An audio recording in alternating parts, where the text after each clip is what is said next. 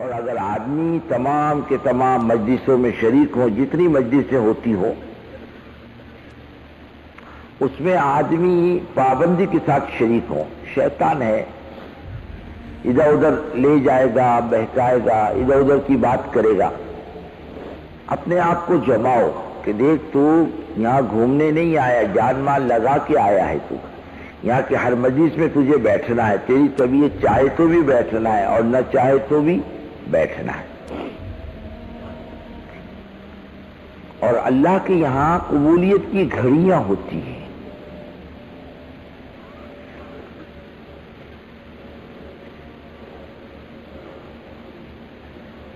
اور وہ قبولیت کی گھڑیوں میں کوئی بات دل کو لگ جاتی ہے اور وہ اللہ کے نزدیک قبولیت کا وقت ہوتا ہے. حضرت فضیل ابن عیاض رحمۃ اللہ علیہ ڈاکہ ڈالتے تھے. مکان کی چھت پہ چڑھنے لگے تو کوئی کلام پاک کی تلاوت کر رہا تھا. الم یعن للذین آمنوا ان تخشع قلوبهم لذکر اللہ. کیا ایمان والوں کو اللہ کی طرف آنے کا وقت نہیں آیا؟ بس ان کے کان میں یہ بات پہنچی، اتر گئے. کہاں گیا وقت؟ وہیں سے توبہ کر لی اور زندگی بدل دی. تو ولیوں کے سردار کہلائے. گھڑیاں ہوتی ہیں کچھ،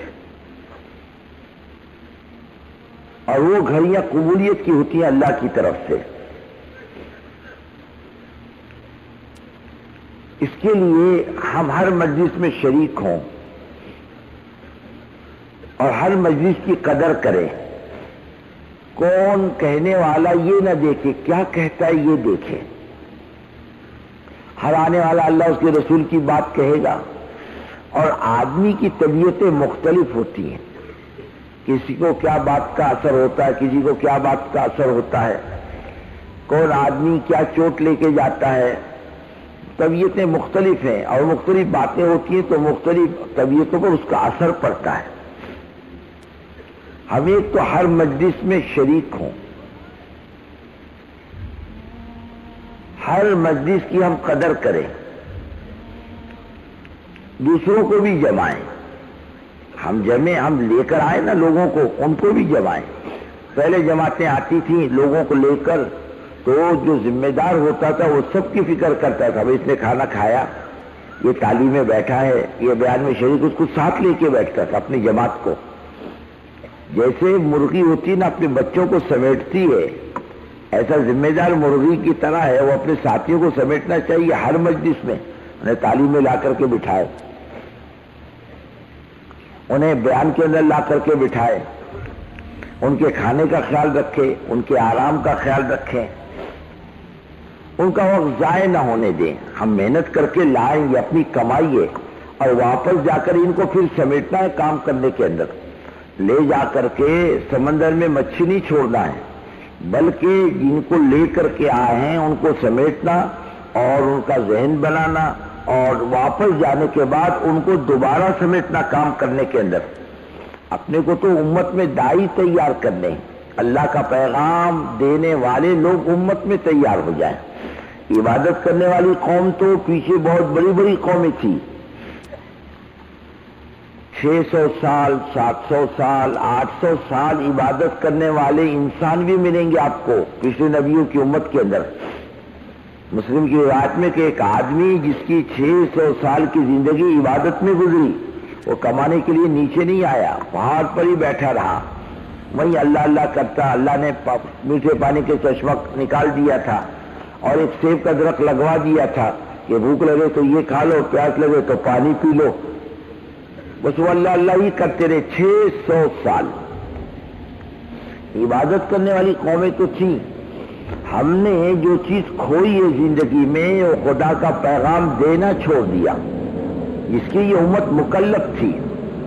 اپنے کو تو ہر ایک کو داعی بنا رہا ہے. رسول اللہ صلی اللہ علیہ وسلم نے پوری امت کو داعی بنایا تھا. ایک ایک فرد حضور پاک صلی اللہ علیہ وسلم کے زمانے کا داعی تھا، اللہ کی بات کہتا تھا، ہر ایک کو اللہ کی بات پہنچاتا تھا. ہر ایک کو متوجہ کرتا تھا اللہ کی طرف. سیدنا ابوبکر صدیق رضی اللہ تعالیٰ عنہ ایمان لانے کے بعد سمجھانا نہیں پڑا بٹھا کر کہ تمہارے ذمے کیا کام ہے, فوراً متوجہ ہو گئے اور لوگوں کو تیار کر کے لا حضور پاک صلی اللہ علیہ وسلم کی خدمت میں, حضور یہ ایمان میں داخل ہونا چاہتے ہیں. حضرت طفیل بن عمرو دوسی رضی اللہ تعالیٰ عنہ ایمان لانے کے بعد اجازت مانگی, حضور جاؤ اپنے قبیلے میں. فرمایا جاؤ. 1 سال کے بعد وہ لوٹے اور لوٹنے کے بعد آپ نے فرمایا طفیل کیسے آئے؟ بولے حضور اس لیے آیا ہوں بد دعا کر دو سب مر جائیں. ارے اتنی جلدی مایوس کیوں ہو گئے؟ 1 سال میں ایک بھی ایمان نہیں لایا. ارے آدمی محنت کرتا نا محلے میں, بس مطلب سال 2 سال گزر جاتے ایک بھی ہاتھ نہیں لگتا. مایوسی کا سوال نہیں. اپنی یہاں تو مایوسی کی کوئی منزل نہیں, نا امیدی نہیں اپنے یہاں تو امید ہے. حضرت میں 1 سال سے محنت کر رہا ہوں ایک بھی ایمان میں داخل نہیں ہوا. فرمایا نہیں جاؤ واپس جاؤ. بہت سے ہیرے موتی ہیں تمہاری قوم میں جو ہمارے ہاتھ لگیں گے تمہارے ذریعے. پھر واپس گئے. 1 سال کے بعد لوٹے. کہا تو پھر کیا ہوا؟ بولے حضور الحمدللہ سارا قبیلہ ایمان میں داخل ہو گیا. اس میں ہیرے موتیوں میں حضرت ابو ہریرہ بھی ہیں رضی اللہ تعالیٰ عنہ جو حدیث کے سب سے بڑے راوی ہیں. محنت کرو گے, لوگوں کو تیار کرو گے تو اس میں ہیرے موتی ملیں گے آپ کو. محنت کرنے کے بعد, فکروں کے بعد ان کو تیار کر کے لائے ہو, اس کو واپس لے جا کر کام میں لگانے کی فکریں کرنا. اس لیے کہ جتنا کام کرنے والا عملہ کھڑا ہوگا اتنا کام آگے بڑھے گا. اور نہ جانے اللہ تعالیٰ نے کس میں کیا صلاحیت رکھی اللہ ہی جانتا ہے. اور وہ طبقہ کھڑا ہو جائے دین کے کام میں تو اللہ تعالیٰ کام کو آگے بڑھاتا ہے.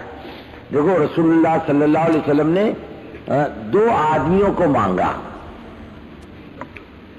حضرت ابوبکر صدیق کا مقام اپنی جگہ پر, حضرت عثمان و علی رضی اللہ تعالیٰ عنہ اجمعین اپنے مقام پر, لیکن حضرت عمر کو اللہ کے رسول صلی اللہ علیہ وسلم نے اللہ سے مانگا اے اللہ ابو جہل ابن حشام کو اور عمر بن خطاب کو ہدایت دے دے.